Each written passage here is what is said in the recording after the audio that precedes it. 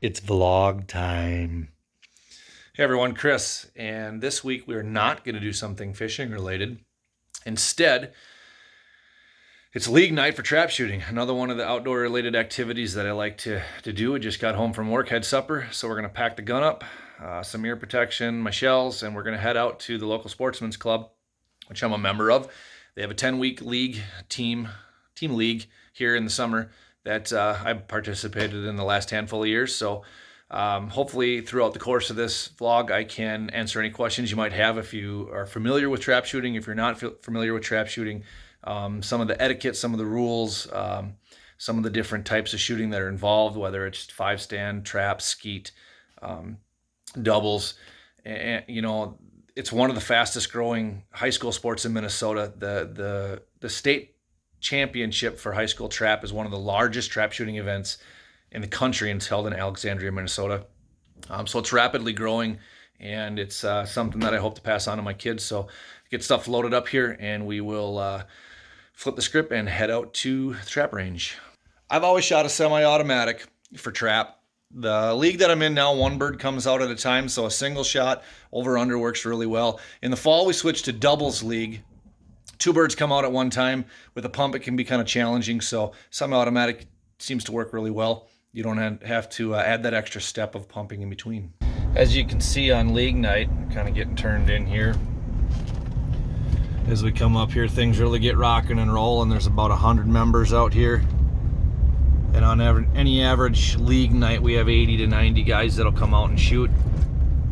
Similar to the mantra of fish addictions, great friendships and camaraderie can be developed out at the range. You meet new people, you talk to people you haven't seen in a while. You might learn a few things. You might end up, scheduling a hunt with somebody in a month or two when the pheasant season or duck goose opens up.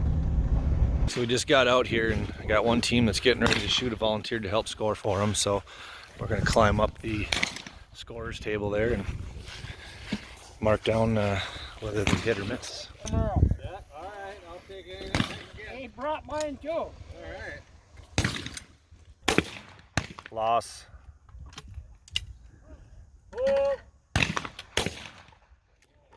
Oh. Loss. Oh. Oh. Oh. Oh. Loss. Oh.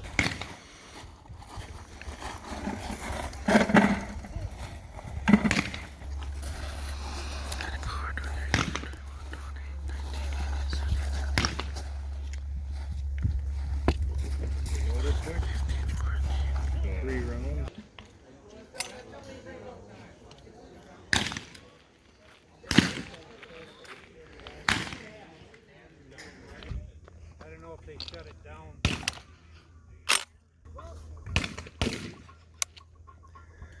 Pull. Pull.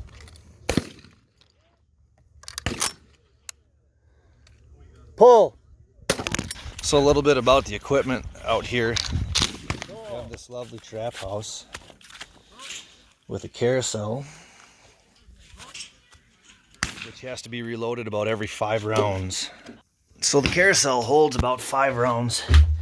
The clay pigeons, we usually have a half pallet down here at a time.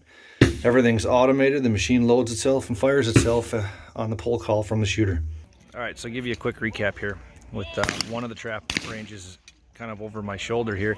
There's 5 guys that typically shoot at a time.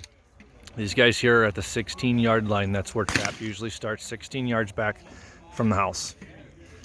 5 guys shoot. You shoot 5 rounds at each station, and you rotate through once you're done with the 5 and that. So you end up shooting a total of 25 birds, 25 shells, and you tally your score from there. This league is a handicap league, so the better you shoot, the farther you move back. So if these guys shoot really well from the 16, come next week, they'll be moved back. And the last yard line there is the 27. So each set of concrete sidewalks has numbers on them. They're numbered from 16 all the way back to 27. Better you shoot, the farther back you move. Once you get back farther, it's a little harder to hit them, so you end up moving a little bit forward.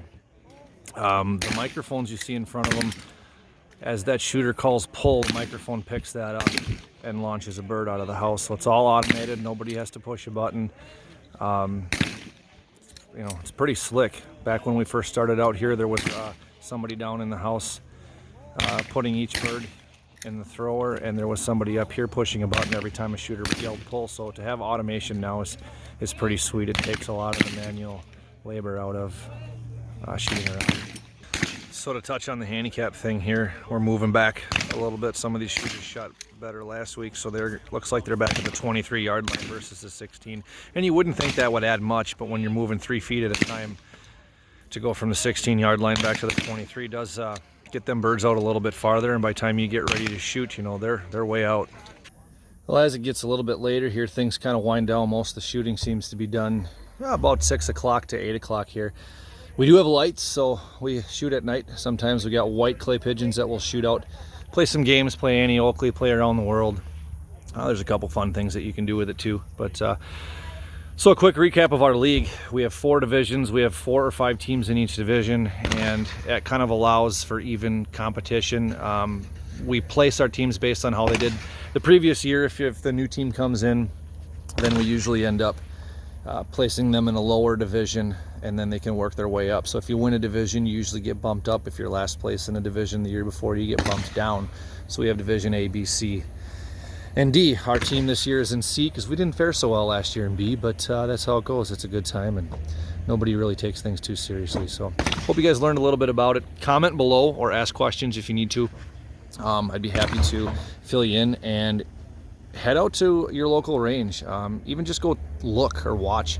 We have a lot of people that come out and just watch, just to kind of see what happens and the type of shooting that goes on out here. Most of them don't know most of them don't know, you know, much about it at all. You can watch for a week or two. We offer open shoot, so anybody in the public can come out and shoot around, and everybody's pretty willing to help out with new timers and just making sure you have a good time and introducing to people to the shooting sports. So those of you that might hunt but not necessarily shoot trap, this is a great tune-up here for fall. If you come out, you know, our league usually runs into September, so if you get into shooting trap, you know, September, and come in on some of the open nights that we have after league into October, it's a great tune-up for pheasant, duck, goose. If you dove hunt, we will switch the throwers over to throw 2 birds at a time. That's a really great tune-up for pheasant hunting in the fall too. So a lot of options. Check out a club near you. So if you got any questions, drop me a message below or comment on it. I'll do my best to answer them for you. Keep up with us here as we roll through the summer months. The guys are headed out to the NWT here again. So we have that going on this summer. Ice season is just right around the corner, and then things ramp up with shows and new products and all that fun, great stuff. So till next time, catch you later.